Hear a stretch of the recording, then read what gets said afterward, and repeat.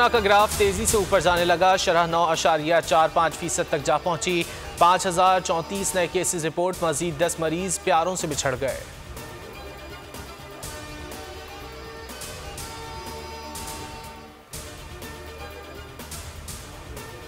पंजाब के मैदानी इलाके शदीद धुंध की लपेट में। मोटरवे मुख्तलिफ सेक्शंस पर बंद। कौमी शाहराहों पर भी ट्रैफिक की रवानी मुतासिर। अल्लामा इकबाल एयरपोर्ट पर परवाज़ों का शेड्यूल मुतासिर। 3 मुल्की और गैर मुल्की परवाज़ें मनसूख। 9 ताख़ीर का शिकार। बलूचिस्तान के मुख्तलिफ शहरों में मूसलाधार बारिश। कोयटा में यालाबारी। सर्दी मजीद बढ़ गई। ज़ियारत, स्वात, कालाम, मालम जब्बा और गिजर समेत बालाई इलाकों ने भी सफ़ेद चादर ओढ़ ली। बन्नू और क्रक समेत खैबर पख्तूनख्वा के मुख्तलिफ शहरों में भी बादल बरसे। कराची में भी 22 जनवरी से ठंड बढ़ने की पेशगोई। कराची कश्मीर रोड पर शाहरुख कत्ल केस में नया मोड़। कातिल पुलिस एहलकार निकला।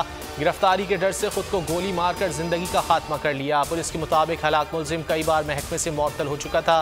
3 मरतबा गिरफ्तार होकर जेल जा चुका था। एहलकार के खिलाफ डकैती, इक़दाम कत्ल और दीगर जराइम के दर्जन से ज्यादा मुकदमात दर्ज थे।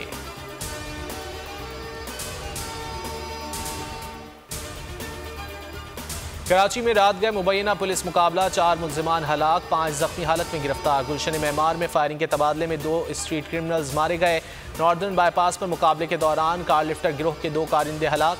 मलीर से 2, लांढी से 1, भैंस कॉलोनी से भी 2 डाकू जख्मी हालत में गिरफ्तार। इस्लामाबाद पुलिस दहशतगर्दों के निशाने पर। कराची कंपनी में नाके पर मामूर एहलकारों पर अंधाधुंध फायरिंग। एहलकार शहीद, 2 जख्मी। पुलिस की जवाबी फायरिंग से 2 हमलावर मारे गए।